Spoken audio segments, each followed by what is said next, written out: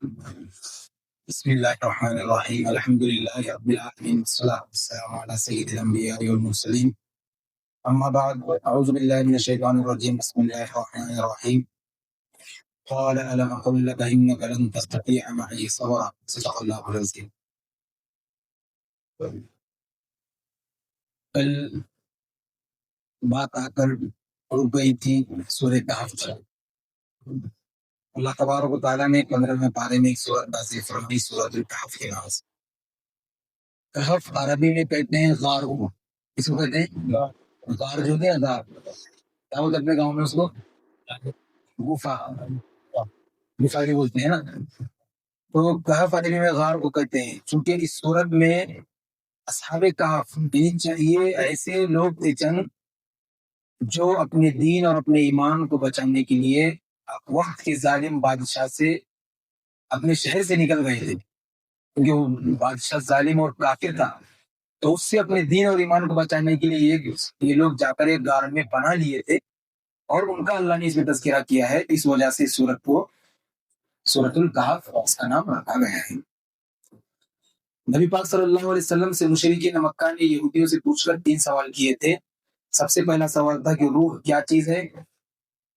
تو 15ویں پارے کے میں اس کی بات آئی تھی اور اس کا تذکرہ نہیں ہوا تھا. کل روح کے متعلق سوال تھا کہ روح کیا چیز ہے، یہ پوچھا انہوں نے نبی سے. اللہ نے فرمایا قل الروح من امر ربی، اے نبی صلی اللہ علیہ وسلم آپ سے اتنا بول دیجئے کہ روح یہ میرے رب کا حکم ہے. باقی ان کو بات میں اور چیزیں ان کو سمجھ میں آنے والی نہیں ہے. روح کی اگر تفسیر کرو بس ان کو اتنا کہہ دو کہ روح کیا ہے، میرے رب کا ایک حکم ہے. دوسرا اور تیسرا سوال یہ تھا کہ اصحاب کہف کون ہیں اور ذوالقرنین کا قصہ کیا ہے. یہ 3 سوال تھے. تو اللہ کے نبی صلی اللہ علیہ وسلم نے فرمایا کہ میں کل بتاؤں گا. کیا فرمایا؟ کل بتاؤں گا. اور انشاءاللہ کہنا بھول گئے. وہ لوگ کل پھر آ گئے تو نبی صلی اللہ علیہ وسلم نے فرمایا کہ میں کل بتاؤں. اس کے بعد 15 دن تک وحی کا سلسلہ بند ہوا. یعنی جو قرآن نازل ہو رہا تھا 15 دن تک کوئی آیت نازل نہیں ہوئی. اس کے بعد یہ سورت نازل ہوئی جس میں اللہ نے اپنے نبی صلی اللہ علیہ وسلم سے فرمایا وَلَا تَقُولَنَّ لِشَيْءٍ إِنِّي فَاعِلٌ ذَلِكَ غَدًا إِلَّا إِن يَشَاءَ اللَّهُ. اے میرے پیغمبر صلی اللہ علیہ وسلم آپ اگر کوئی بات کہہ رہے ہیں کسی سے تو اس کے ساتھ انشاءاللہ ملا لیا کریں. یعنی ہم کوئی بات کرنا چاہ رہے ہیں فیوچر میں مستقبل میں کسی کام کی ارادہ ہے کرنے کا تو اس کے ساتھ کیا ملانا ہے؟ انشاءاللہ. نبی پاک صلی اللہ علیہ وسلم نے اسے بولا کہ میں کل بتاؤں گا لیکن انشاءاللہ کہنا بھول گئے تھے. تو اللہ کی طرف سے نبی صلی اللہ علیہ وسلم کو بتایا نہیں گیا اس سوال کا جواب. پھر نبی کو 15 دن کے بعد یہ بولا گیا کہ آپ جب بھی کوئی بات بولو گے تو اس کے ساتھ کیا بولنا ہے بھائی؟ انشاءاللہ. بولو گے انشاءاللہ؟ انشاءاللہ. تو اس کو اللہ نے اس میں بیان کیا. اصحاب کہف کا قصہ کیا ہے مختصر طور پر سن لیجیے. ایک ظالم اور ایک مشرک بادشاہ دقیانوس کے زمانے میں چند نوجوان توحید اور ایمان کے قائل یعنی ایمان والے تھے. تو بادشاہ نے بڑا پریشان کرتا تھا. ایک دن حکم دیا کہ ان تمام نوجوانوں کو پکڑ کر لایا جائے میرے پاس تاکہ سزا دی جائے. تو یہ نوجوان اپنے ایمان کو بچانے کے لیے غار میں چھپ گئے. اللہ تبارک و تعالیٰ نے اس غار میں انہیں ایک گہری نیند سلا دیا انہوں نے. جیسے اس سے پہلے حضرت عزیر علیہ السلام کے بارے میں آپ نے سنا تھا دوسرے یا تیسرے دن. تو ایسے ہی اللہ تعالیٰ نے نیند سلا دی اور 1-2 دن نہیں بلکہ 309 سال تک وہ سوتے ہیں. کتنے؟ 309 سال. دیکھو اللہ کی قدرت.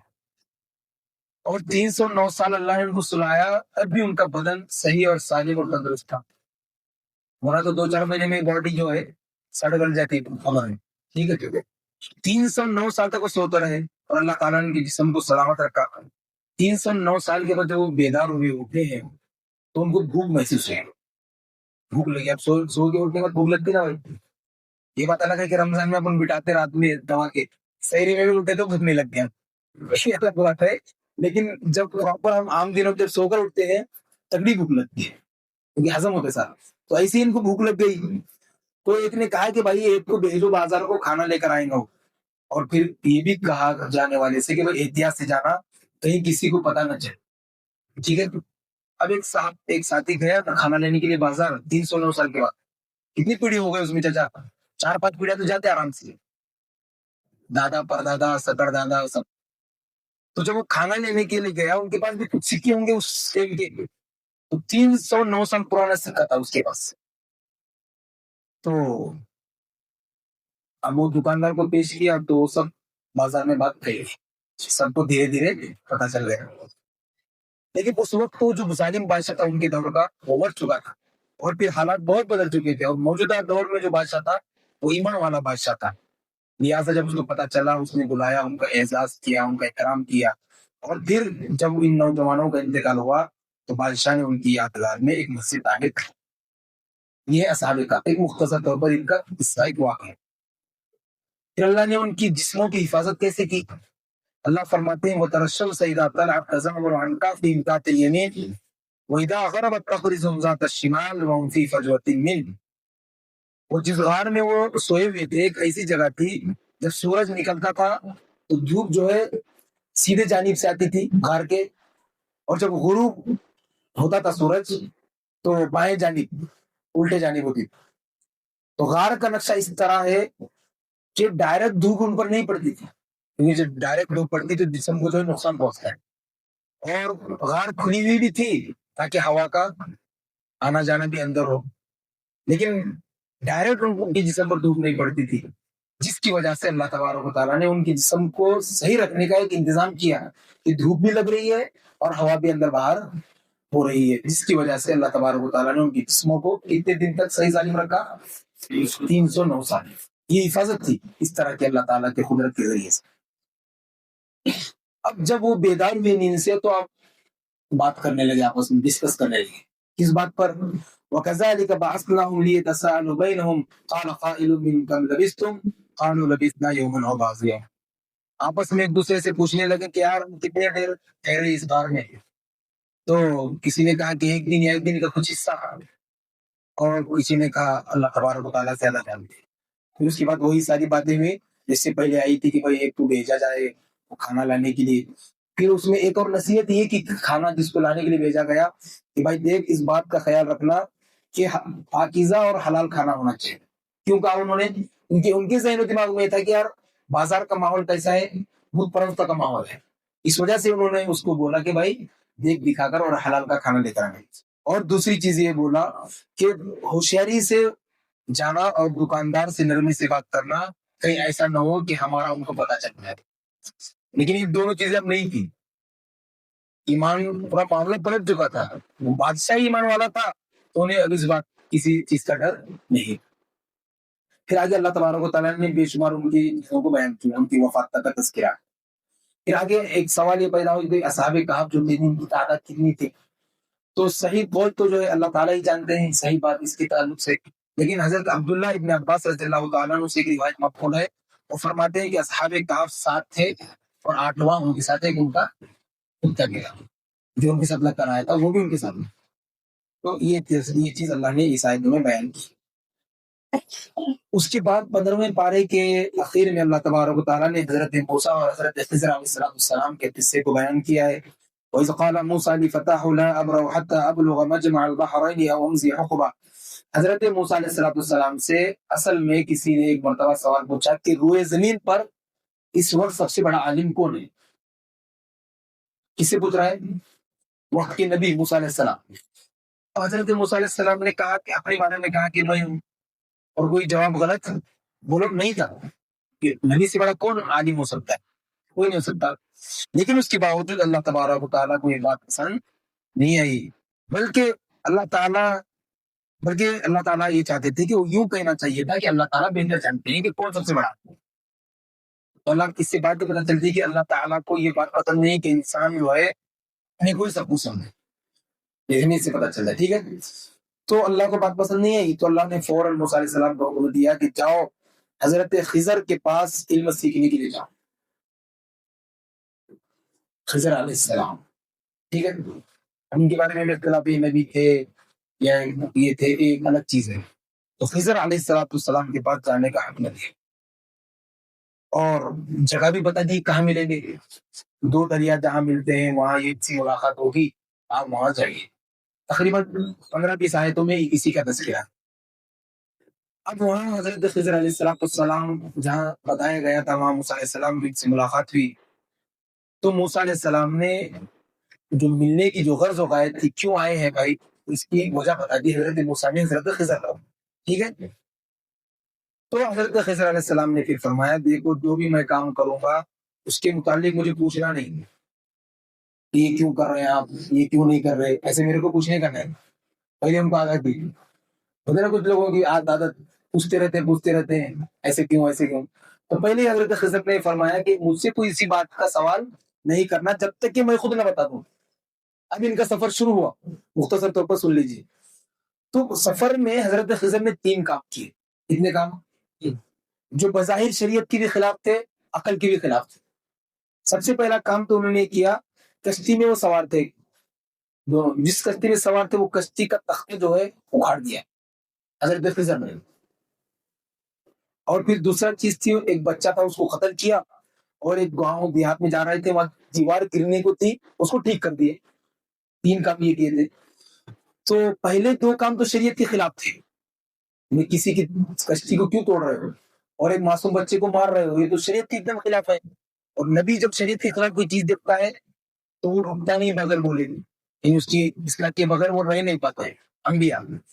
تو حضرت موسیٰ علیہ السلام خاموش نہیں رہے اور سوال کیا یہ کیوں کیا، یہ کیوں کیا. ٹھیک ہے. جبکہ حضرت خضر نے بولا تھا کہ مجھ سے پوچھنا نہیں. تو بے شمار اس میں تفصیل ہے کہ جب جدائی ہوئی ان کی ایک زمانے تک وہ ساتھ رہے، پتہ نہیں کتنے دن سے جدائی ہوئی، تو حضرت خضر علیہ السلام نے فرمایا کہ میں آپ کو ان واقعات کا مقصد بتاتا ہوں جس پر آپ کو صبر نہیں ہو رہا، اس پر آپ سوال کر رہے تھے. تو پھر فرمایا کشتی تو میں نے اس وجہ سے توڑا کہ کشتی جس کی تھی وہ غریب آدمی تھے، اور جہاں کشتی جا کر رک جاتی تھی وہاں ظالم بادشاہ رہا کرتا تھا، اور جس کی بھی کشتی اس کو اچھی اور خوبصورت نظر آتی تھی وہ کشتی ہڑپ لیتا تھا، اس پر قبضہ کر لیتا تھا. تو میں نے اس میں اس کا تختہ نکال کر ایک عیب کیا کہ تاکہ بادشاہ اس کی کشتی کو نہ لوٹے. ٹھیک ہے، یہ وجہ تھی. پھر فرمایا بچے کے والدین، بچے کو کیوں قتل کیا، اس کے ماں باپ ایمان والے تھے، اگر یہ زندہ رہتا تو ممکن تھا کہ وہ کفر اور سرکشی میں مبتلا ہوتا، اور انہیں اس بات کا علم تھا، اللہ نے ان کو اس بات کا علم دیا تھا حضرت خضر کو کہ یہ بچہ مستقبل میں کیسا ہوگا. اس وجہ سے حضرت خضر نے فرمایا میں نے چاہا کہ اللہ تعالیٰ اس کے بدلے میں انہیں نیک اولاد دے جو اپنے ماں باپ کی مٹھی اور فرما ہوتا ہے، اس وجہ سے میں نے اس کو مار دی. اور پھر دیوار جو بنائی اس وقت میں حضرت 3 کام یہ کیے تھے. تو پہلے 2 کام تو شریعت کے خلاف تھے، کسی کی کشتی کو کیوں توڑ رہے ہو اور ایک معصوم بچے کو مار رہے ہو، یہ تو شریعت کے ایک دم خلاف ہے. اور نبی جب شریعت کے خلاف کوئی چیز دیکھتا ہے تو وہ رکتا نہیں بغیر بولے، یعنی اس کی اصلاح کے بغیر وہ رہ نہیں پاتے انبیاء. تو حضرت موسیٰ علیہ السلام خاموش نہیں رہے اور سوال کیا یہ کیوں کیا، یہ کیوں کیا. ٹھیک ہے. جبکہ حضرت خضر نے بولا تھا کہ مجھ سے پوچھنا نہیں. تو بے شمار اس میں تفصیل ہے کہ جب جدائی ہوئی ان کی ایک زمانے تک وہ ساتھ رہے، پتہ نہیں کتنے دن سے جدائی ہوئی، تو حضرت خضر علیہ السلام نے فرمایا کہ میں آپ کو ان واقعات کا مقصد بتاتا ہوں جس پر آپ کو صبر نہیں ہو رہا تھا، اس پر آپ سوال کر رہے تھے.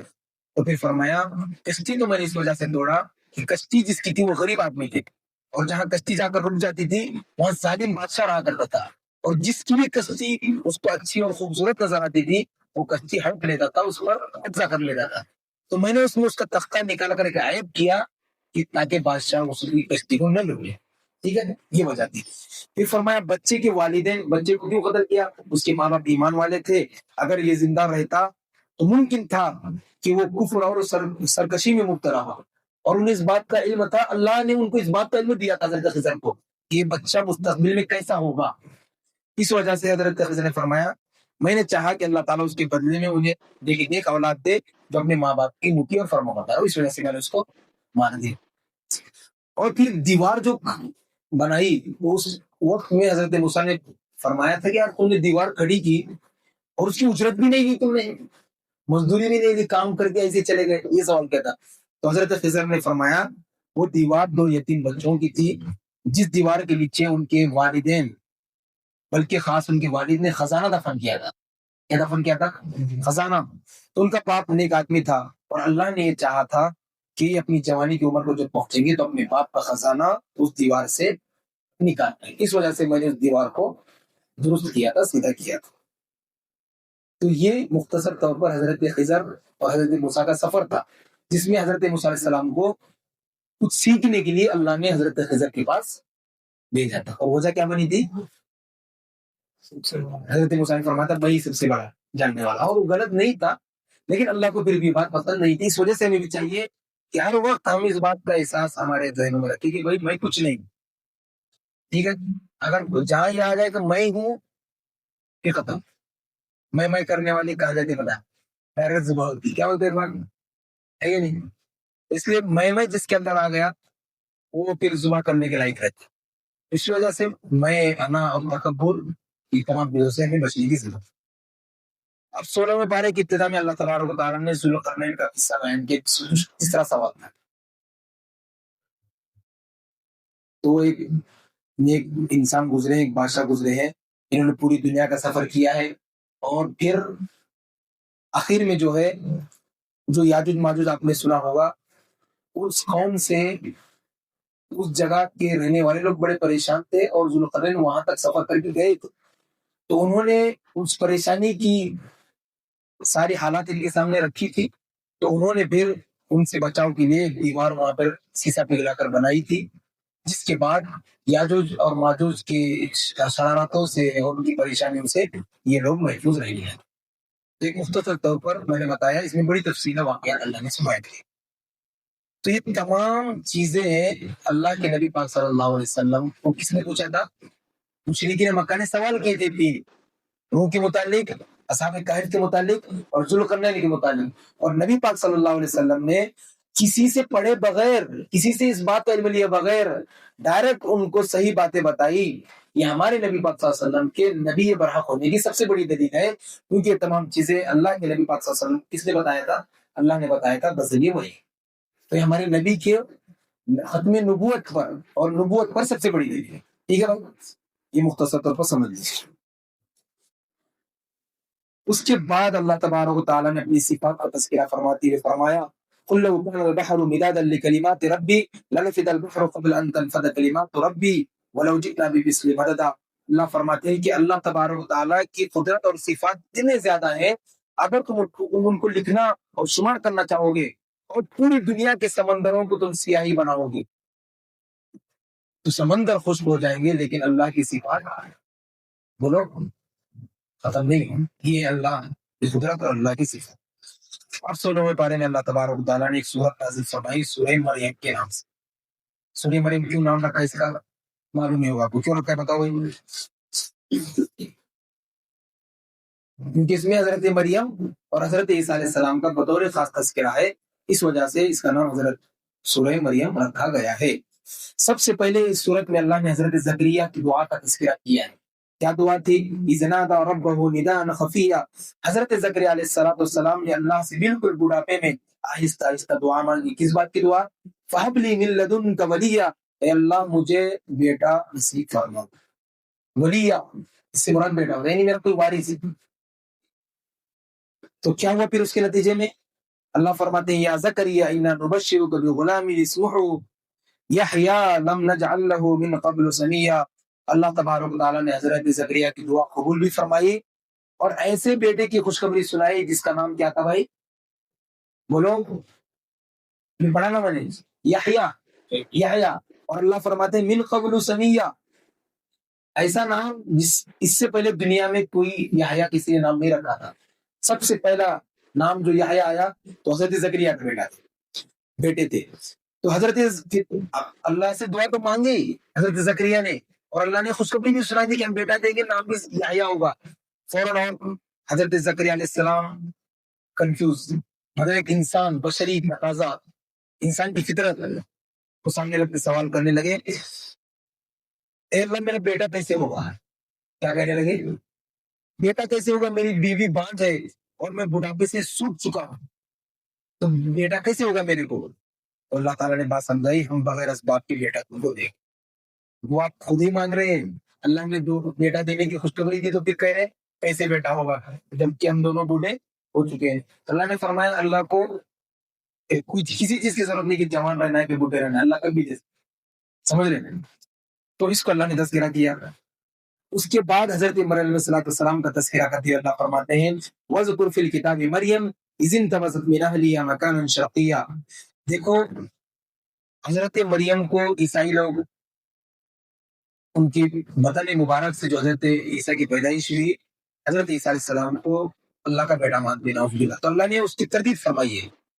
حضرت مریم علیہ السلام کی عمر تقریباً 13 سے 15 سال تھی، دونوں قول ملتے ہیں. حضرت جبرائیل ایک خوبصورت مرد کی شکل میں آئے. جس وقت حضرت مریم علیہ السلام نے ان کو دیکھا تو فوراً پردے میں چلی گئی. ٹھیک ہے، پردہ کرنے لگی کیونکہ مرد آیا ہے خوبصورت شکل میں. تو حضرت جبرائیل کہنے لگے کہ بھائی میں جبرائیل ہوں، کیونکہ فرشتے جب بھی مرد انسان کی شکل میں آتے ہیں تو خوبصورت مرد کی شکل میں آتے ہیں. تو فوراً ڈر کر وہ پردے کے لیے وہ گھر میں چلی گئی. تو جبرائیل علیہ السلام فرمانے لگے کہ میں جبرائیل ہوں، اللہ کی طرف سے تمہارے لیے ایک بچے کی بشارت لے کر آیا ہوں. اور یہ کہہ کر حضرت مریم کی گریبان میں انہوں نے پھونک مارا. کیا مارا؟ پھونک. جس سے حضرت مریم کو حمل ٹھہر گیا، پریگنٹ ہو گئی. ٹھیک ہے، اللہ کی قدرت. اب جب جیسے جیسے دن بڑھتے گئے، ولادت اور ڈیلیوری اتنے قریب آتے گئے، حمل سے وہ تھی، تو حضرت مریم علیہ السلام کو اللہ کی طرف سے بتایا گیا کہ فلاں جگہ پر جاؤ. وہاں ایک ٹیلا تھا، ایک جگہ تھی، وہاں جانے کا حکم دیا گیا. اب اللہ تبارک و تعالیٰ نے وہاں ان پر بغیر موسم کے کھجور کا ایک درخت اگایا اور پانی کا ایک چشمہ جاری فرمایا. اور پھر اللہ نے فرمایا فَكُلِي وَاشْرَبِي وَقَرِّي عَيْنًا، آپ کھاؤ اور پیو، یہی رہو. اور جب بچے کی ولادت کے بعد آپ وہیں پر کھجور کھاتی رہی اور چشمے کا پانی پیتے رہی. تقریباً 40 دن تک یا اس سے کم زیادہ وہاں ٹھہری رہی. اب اس کے بعد واپس اپنے خاندان اور قبیلے کے بچے کو لے گئے. تو اب قبیلے والے تو ظاہر سی بات ہے، معاشرہ کیسے رہتا ہے، ذرا کچھ ہو گیا تو فوراً سوال نشانیات کھڑے کرتے. یہ تو ڈائریکٹ بچے کو لے کر آئی تھی. تو قبیلے والے کہنے لگے مریم کہاں سے لگ کر آئی، تمہارا تو نکاح بھی نہیں ہوا. اور پھر کہنے لگے ماں کان ابوک امرأ سوء وما کانت امک بغیہ. تو کہنے لگے نہ تیرا باپ ایسا تھا برے کام کرنے والا، نہ تیری ماں ایسی تھی، تو نے ایسے کیسے کام کر کے آئی. نعوذ باللہ. یعنی وہ گویا کہ تہمت لگا رہے تھے. اس سے ایک بات پتہ چلتی ہے، جب بچے اگر کوئی برا کام کرتے ہیں، ان سے کوئی غلطی ہوتی ہے، تو معاشرے والے، سماج والے، دنیا والے بچوں کو نہیں بولتے، ڈائریکٹ بولتے وہ تیرا باپ تو ایسے نہیں، تو ایسے کیوں کر رہا تھا، تو بننا ماں باپ ہوتے. تو ایسے ہی کچھ ہوا حضرت مریم کے ساتھ، ڈائریکٹ ماں باپ پہ گئے لوگ. تیری ماں بھی ایسی نہیں تھی، تیرا باپ بھی ایسے نہیں تھا، تو نے کیا کر کے آئی. تو اللہ نے فرمایا حضرت مریم علیہ السلام کو وحی کی، اور اللہ نے مریم علیہ السلام سے کہا کہ تم یہ کہنا کہ انی نذرت للرحمن صوما فلن اکلم اليوم انسیا، کہنا کہ میں نے بات کرنے کا روزہ رکھا ہے، میں بات نہیں کروں گی. فاشارت الی، اور پھر وہ اشارہ کرنے لگی بچے کی طرح کہ اس سے پوچھو. تو قبیلے کے لوگ کہنے لگے قالوا کیف نکلم من کان فی المہد صبیا، وہ کہنے لگے کہ یار ایک بچہ جو جھولے میں ہے کیسے بات کرے گا ہم سے. فوراً اللہ تبارک و تعالیٰ نے حضرت عیسیٰ علیہ السلام کو بولنے کی طاقت دی، اور حضرت عیسیٰ علیہ السلام فوراً جھولے میں تھے، اور جھولے میں سے چھوٹا سا بچہ کہنے لگا قال انی عبد اللہ آتانی الکتاب وجعلنی نبیا، فرمانے لگے کہ لوگوں میں اللہ کا بندہ ہوں، اور اللہ نے مجھے کتاب بھی دی ہے، اور اللہ نے مجھے نبی بنا کر بھیجا. تو اس طرح جب انہوں نے گواہی دی تو پھر قبیلے والوں کو اطمینان ہوا اور وہ خاموش. تو اس چیز کو اللہ نے ان آیتوں میں بیان فرمایا ہے. پھر اس کے بعد اللہ تبارک و تعالیٰ نے اگلی آیتوں میں حضرت ادریس علیہ السلام کا تذکرہ کیا ہے. وَاذْكُرْ فِي الْكِتَابِ إِدْرِيسَ إِنَّهُ كَانَ صِدِّيقًا نَبِيًّا.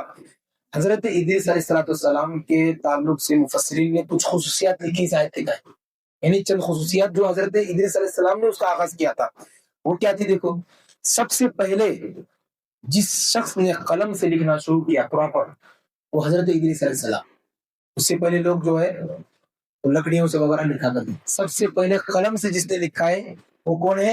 حضرت ادریس. اور سب سے پہلے جس نے کپڑا سل کر پہنا ہے وہ حضرت ادریس علیہ السلام، ورنہ ان سے پہلے لوگ چمڑے کے کپڑے پہنتے. سمجھ رہے ہیں؟ اور سب سے پہلے جس شخص نے اسلحہ اور ہتھیار بنائے ہیں اور جہاد کیا ہے کفار کے خلاف وہ حضرت ادریس علیہ السلام. اور سب سے پہلے شخص جس نے حساب کتاب میں مہارت حاصل کی ہے، حساب کتاب جو کیا بولتے ہیں اس کو، سائنس ہے، میتھمیٹکس جو بھی ہے، تو یہ سب سے پہلے اس کے سب سے پہلے جو ماہر حساب کتاب کا جو آغاز کیا اس دنیا میں وہ حضرت ادریس علیہ السلام. اس آیت کے تحت مفسرین اکرام نے لکھا. ٹھیک ہے. اب اس کے بعد اللہ نے ایک سورت نازل فرمائی, سورہ طٰہٰ. طٰہٰ ایک ایسا ورڈ ہے جس کو حروف مقطعات میں شمار کیا جاتا ہے. حروف مقطعات کس کو کہتے ہیں؟ یعنی ایسے حروف یعنی جن کے معنی اللہ کے سوا کوئی نہیں جانتا. تو ہم بھی نہیں بول سکتے کہ بھائی اس کا نام سورہ طٰہٰ کیوں رکھا گیا ہے. ٹھیک ہے. ایک آخری بات بہت اہم کی اور ذرا غور سے سنیے. آخری بات یہ ہے کہ اللہ نے اس میں ایک آیت نازل فرمائی ہے, منھا خلقناکم وفیھا نعیدکم ومنھا نخرجکم تارۃ اخری.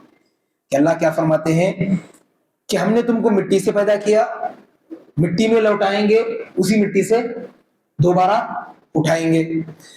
اب بعض روایت سے یہ بات ثابت ہوتی ہے کہ جو انسان پیدا ہوتا ہے اس دنیا میں تو رحم جو ماں کی جو رحم کی جو تھیلی ہوتی ہے اس میں ایک تو باپ کا نطفہ پہنچتا ہے جس کے ذریعے سے بچہ پھر بنتا ہے. ٹھیک ہے. لیکن روایت سے بات ملتی ہے کہ ایک تو باپ کا نطفہ ماں کی رحم میں پہنچتا ہے, پھر اللہ تبارک و تعالیٰ فرشتے کے ذریعے سے انسان جس جگہ مرنے کے بعد دفن ہونے والا ہوتا ہے جس مٹی میں, تو اللہ تبارک و تعالیٰ اس جگہ کی مٹی کو فرشتے کے ذریعے سے اٹھوا کر ماں کے رحم میں ڈال دیتے ہیں. سمجھ میں آ گئی بات؟ سمجھ میں آ گئی. ایک تو باپ کا نطفہ, اور جب مرنے کے بعد جس زمین میں اس کو دفن کرنا ہے وہاں کی مٹی فرشتے کے ذریعے سے اللہ ماں کے پیٹ میں ڈالتے ہیں اس رحم کی تھیلی میں. لیکن اس کی طریقہ کیا ہے, اس کی نوعیت کیا ہے, یہ اللہ جانتے ہیں, لیکن یہ بات ثابت شدہ ہے. تو اسی لیے کہا جاتا ہے کہ پہنچی وہیں پر خاک جہاں کا خمیر تھا. یعنی جہاں سے مٹی لے کر انسان کو بنایا جاتا ہے ابتدا میں, آخر میں وہ وہیں پہنچے گی. اسی وجہ سے رسول اللہ صلی اللہ علیہ وسلم نے فرمایا, خلقت انا وابو بکر وعمر من طینۃ واحد. اللہ کے نبی صلی اللہ علیہ وسلم فرماتے ہیں کہ میں اور ابو بکر اور عمر ایک ہی مٹی سے بنے ہیں, اس لیے دفن بھی ایک جگہ ہوئے اور قیامت کے دن اٹھیں گے بھی اسی جگہ سے. اتنی بڑی بات فرمائی حضرت ابو بکر اور عمر کے بارے میں. آج اپنے آپ کو مسلمان کہنے والے کچھ طبقے کے ایسے لوگ ہیں جو حضرت سیدنا ابو بکر اور سیدنا عمر رضی اللہ تعالیٰ عنہ کی شان اقدس میں گستاخیاں کرتے ہیں نعوذ باللہ, اور اپنے آپ کو مسلمان کہلاتے ہیں. جبکہ اللہ کے نبی صلی اللہ علیہ وسلم نے فرمایا کہ میں اور ابو بکر اور عمر ایک ہی مٹی سے پیدا کیے گئے ہیں اور قیامت کے دن اسی مٹی سے اٹھیں گے اور ایک ساتھ اٹھیں گے. اس سے حضرت ابو بکر حضرت عمر کی افضلیت اور نبی پاک صلی اللہ علیہ وسلم کے بعد پہلے اور دوسرے خلیفہ ہونے کی سب سے بڑی دلیل معلوم ہوتی ہے, جس کو آج ایک مسلمان کا طبقہ اس کا انکار کرتا ہے. اور حدیث اور قرآن کا انکار کرنا گویا کہ اپنے آپ کو ایمان سے خارج کرنا. تو ہمیں اس بات کا یقین اور ایمان اور عقیدہ رکھنا چاہیے کہ نبی پاک صلی اللہ علیہ وسلم کے بعد سب سے بڑے خلیفہ کون ہیں؟ حضرت ابو بکر ہے, اور اس کے بعد حضرت عمر رضی اللہ تعالیٰ عنہ ہے. اس پر ہمارا ایمان اور عقیدہ رہنا بہت ضروری ہے, ورنہ ہمارا ایمان گیا کام سے. تو اس کو اللہ تبارک و تعالیٰ نے اس آیت شریفہ میں بیان کیا ہے. اللہ تبارک و تعالیٰ ہمیں عمل کرنے کی توفیق عطا فرمائے. وما علینا الا البلاغ.